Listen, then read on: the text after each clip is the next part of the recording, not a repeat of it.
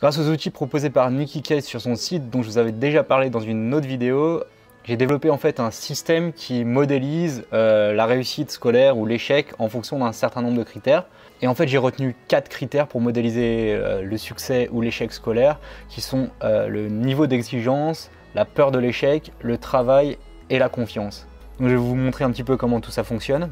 Vous avez du coup un système global avec des boucles d'autoréalisation, des facteurs qui influencent positivement d'autres facteurs et des facteurs qui influencent négativement d'autres facteurs. C'est-à-dire par exemple, si on monte le niveau d'exigence, on va monter la peur de l'échec. Donc ça, c'est une influence positive. Et il y a également des influences négatives, comme par exemple le lien entre les résultats et la peur de l'échec. Plus les résultats vont être bons, moins la peur de l'échec va être importante. Donc ce qu'on va faire, c'est qu'on va réaliser tout un tas d'expériences et on essaiera d'en tirer des conclusions. Moi, ce que j'ai le droit de faire, c'est le droit d'agir sur 3 leviers.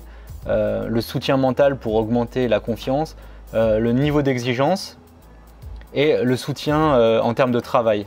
Soutenir quelqu'un dans son travail, ça peut être par exemple l'aider à réaliser son travail par le biais de soutien scolaire ou autre. C'est parti avec la première expérience du coup. Ce qu'on va faire, c'est qu'on va monter le niveau d'exigence et on va voir ce qui se produit. Pour bien que vous vous rendiez compte, je vais mettre en slow motion. C'est parti. Alors j'augmente le niveau d'exigence. Donc la peur de l'échec augmente. Et le travail diminue. Ce qui fait qu'on n'a pas de résultat conforme.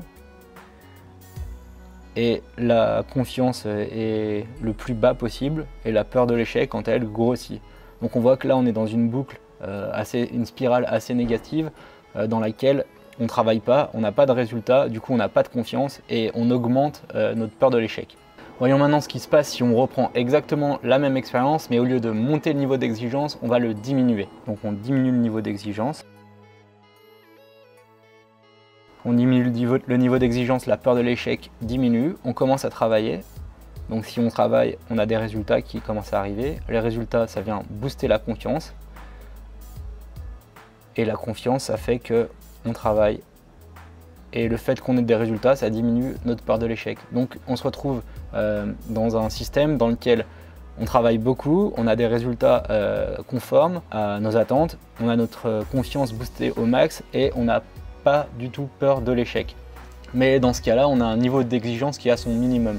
Donc ce qu'on peut faire, c'est que quand on est dans cette situation, avec un système qui fonctionne très bien, on peut progressivement monter le niveau d'exigence et voyons ce qu'on observe. Donc là, on va mettre un niveau d'exigence maximal.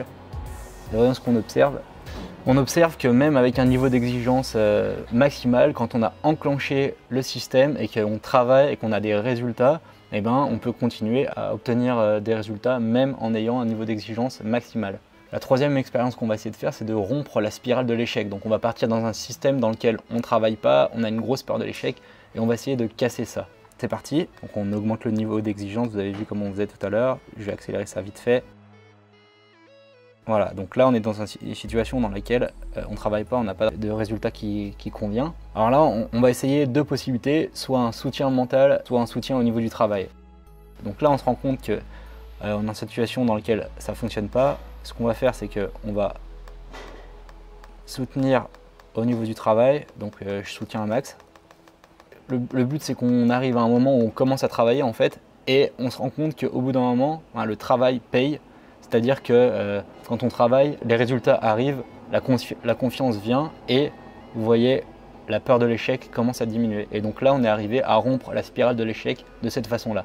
Je vais recommencer cette fois en essayant de jouer non pas sur un soutien au niveau du travail, mais un soutien au niveau du mental. Voilà, donc là, on ne travaille pas, on a une grosse peur de l'échec. On est en situation d'échec. Qu'est-ce qu'on peut faire? On peut augmenter la confiance de la personne.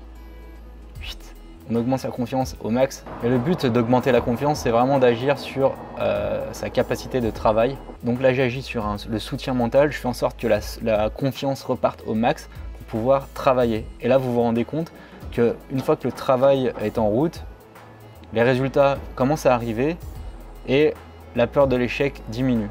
Et là, on peut laisser tourner ce système. On va continuer à avoir des résultats conformes à nos attentes, même avec un niveau d'exigence élevé, et le système va s'auto-alimenter là comme ça. Donc qu'est-ce qu'on peut retenir de cette petite expérience qui vaut ce qu'elle vaut? En fait, cette expérience, elle est là pour illustrer un point qui est fondamental, qui est que pour commencer quelque chose, la clé, l'essentiel, c'est le niveau d'exigence. Quand on veut faire quelque chose, quand on veut arriver à un objectif, la première chose qu'on doit faire, c'est de fixer un bon niveau d'exigence. Si on commence dans un domaine, ça sert à rien de mettre un niveau d'exigence super élevé. Sinon, vous allez être paralysé par la peur de l'échec, vous n'allez pas travailler et vous n'allez pas atteindre vos résultats. Il y a une expression en français qui résume assez bien ce point-là, c'est l'expression « Rome ne s'est pas faite en un jour ». C'est-à-dire qu'il faut faire les choses progressivement, y aller étape par étape. Si tu veux faire un Ironman par exemple, commence par un petit triathlon, puis fais un marathon, et enfin peut-être que tu pourras t'inscrire à un Ironman.